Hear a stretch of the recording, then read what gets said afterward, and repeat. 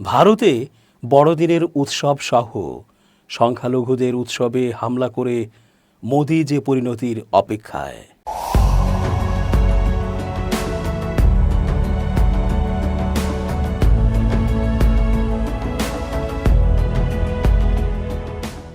আসসালামু আলাইকুম প্রিয় দর্শক, আমন্ত্রণ আজকের আলোচনায়। চেঞ্জ টিভির আন্তর্জাতিক চোখ অনুষ্ঠানে যে রতন স্বাগত জানাচ্ছি। মোদি বছরের পর বছর ধরে টানা মেয়াদে ক্ষমতায় থাকায় তার সংকুচিত মানসিকতার প্রভাব হাড়ে হাড়ে টের পাচ্ছে সবাই। কি দেশের ভেতরে কি পড়শি রাষ্ট্রগুলোর সাথে মোদির এই আচরণে ক্ষুব্ধ সবাই। সংখ্যালঘু গোষ্ঠীর ওপর সরকারি মদদে হামলা ও নৃশংসতা এমন এক অবস্থায় পৌঁছেছে যার ফলে এখন বিশ্বমহলও নড়ে চড়ে বসছে। তারা শুধু যে মুসলমানদের ওপর হামলা, হত্যা ও নৃশংসতার কাণ্ড ঘটাচ্ছে তাই নয়, তারা খ্রিস্টান, বৌদ্ধ সহ অন্যান্য ধর্মমত ও পথের সংখ্যালঘু ও নৃগোষ্ঠীর প্রতি অমানবিক আচরণ দেখাচ্ছে। বসবাসের একেবারে অযোগ্য হয়ে গেছে এই ভারত রাষ্ট্রটি। এর ফলে ভূ রাজনৈতিক হিসাব নিকাশও পরিবর্তিত হতে শুরু করেছে। ভারতকে পাশ কাটিয়ে বা এড়িয়ে আমেরিকা ও পশ্চিমারা পাকিস্তানের সাথে সখ্যতা বাড়াচ্ছে। ডিসেম্বরে সবচেয়ে বড় উৎসব খ্রিস্টান ধর্মাবলম্বীদের বড়দিনের আয়োজনকে ঘিরে ভারতের উগ্র হিন্দুরা যা করল তা নজিরবিহীন। বিশ্লেষকরা জানাচ্ছেন, যেভাবে মোদি তার নৃশংস মানসিকতার বাস্তবায়ন ঘটাচ্ছেন তাতে করে তার নিজের প্রতি, তার দেশের প্রতি খুব বাজে পরিণতি অপেক্ষা করছে। পুরো বিশ্লেষণে এই বিষয়ে নানা আলোচনা ও মতামত তুলে ধরা হয়েছে। তার আগে খ্রিস্টানদের বড়দিনের উৎসবে কি হয়েছিল সে বিষয়ে আরও গভীরতর তথ্যগুলো জেনে নেই। ভারতের বিভিন্ন স্থানে বড়দিনে খ্রিস্টানদের ওপর 60টিরও বেশি হামলা হয়েছে বলে জানিয়েছে অলাভজনক প্রতিষ্ঠান ওপেন ডোরস। বিভিন্ন গির্জায় ভাঙচুর, বড়দিনের সাজসজ্জা নষ্ট করে দেয়া এবং বড়দিনের উৎসব পালন করতে থাকা লোকজনকে হুমকি দেওয়ার ঘটনা ঘটেছে। বড়দিনের মৌসুমে খ্রিস্টানদের ওপর সুনির্দিষ্টভাবে উগ্র হিন্দুত্ববাদী সংগঠনগুলো আক্রমণের নিন্দা জানিয়েছে ভারতের ক্যাথলিক বিশপস কনফারেন্স। সংগঠনটি জানিয়েছে, ভারত জুড়ে বেশ কয়েকটি রাজ্যে বড়দিন এবং এর আগে ক্রিসমাস ক্যারল গায়ক গায়িকাদের ওপর গির্জায় ধর্মীয় সভায় কিংবা বড়দিনের অনুষ্ঠানে বাধা দিয়েছে ও হেনস্থা করেছে। মানবাধিকার সংগঠনগুলো এসব অভিযোগের পাশাপাশি বিভিন্ন গির্জায় ভাঙচুর, বড়দিনের সাজসজ্জা নষ্ট করে দেয়া এবং বড়দিনের উৎসব পালন করতে থাকা মানুষকে হুমকি দেওয়ার ঘটনার প্রতিবেদনও তুলে এনেছে। অলাভজনক প্রতিষ্ঠান ওপেন ডোরসের প্রতিবেদনে বলা হয়, শুধু বড়দিনের সময়েই ভারত জুড়ে খ্রিস্টানদের ওপর 60টিরও বেশি আক্রমণের ঘটনা ঘটেছে।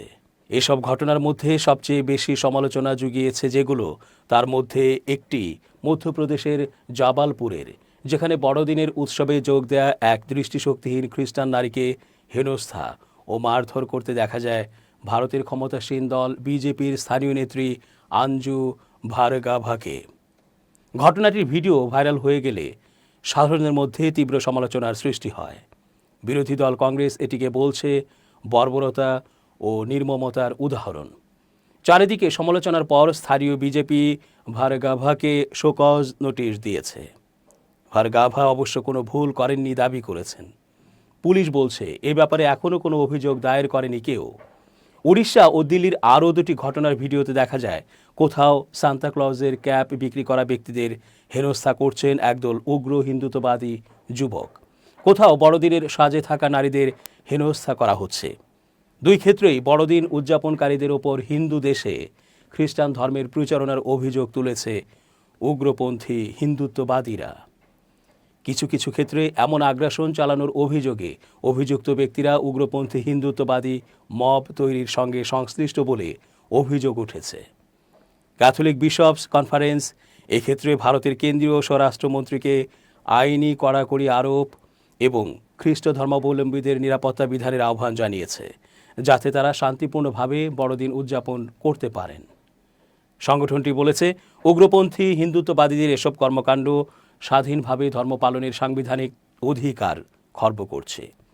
খ্রিস্টান সহ সংখ্যালঘুদের আইনি অধিকার নিয়ে কাজ করা সংগঠন ইউনাইটেড খ্রিস্টিয়ান ফোরাম এক প্রতিবেদনে জানিয়েছে, এবছরে ভারতে খ্রিস্টানদের ওপর অন্তত 600টির বেশি আক্রমণ হয়েছে। ভারতের চার্চগুলোতে প্রার্থনার ভিড় ও শুভেচ্ছা বিনিময় চললেও এবারের বড়দিন উদযাপন উৎসবের আবহের চেয়ে বেশি ভয়, উদ্বেগ ও অনিশ্চয়তার মধ্য দিয়ে পালিত হয়েছে। বিভিন্ন রাজ্য থেকে বড়দিনের অনুষ্ঠানে বাধা, হামলা ও হুমকির একাধিক অভিযোগ সামনে এসেছে, যা খ্রিস্টান সম্প্রদায়ের মধ্যে গভীর উদ্বেগ সৃষ্টি করেছে। অভিযোগগুলোতে রাষ্ট্রীয় স্বয়ংসেবক সংঘ, আরএসএস, সংশ্লিষ্ট ও ডানপন্থী হিন্দু সংগঠনের সম্পৃক্ততার কথা উঠে এসেছে। ছত্তিশগড়, মধ্যপ্রদেশ, উত্তরপ্রদেশ ও কেরালা সহ একাধিক রাজ্যে চার্চ, প্রার্থনা সভা, ক্যারল গানের অনুষ্ঠান ও বড়দিনের সাজসজ্জা লক্ষ্য করে এসব ঘটনা ঘটেছে। পরিস্থিতি সামাল দিতে কোথাও কোথাও পুলিশ গ্রেপ্তার করেছে এবং নিরাপত্তা জোরদার করা হয়েছে। একই সঙ্গে ধর্মীয় নেতারা সাংবিধানিক অধিকার রক্ষার আহ্বান জানিয়েছেন।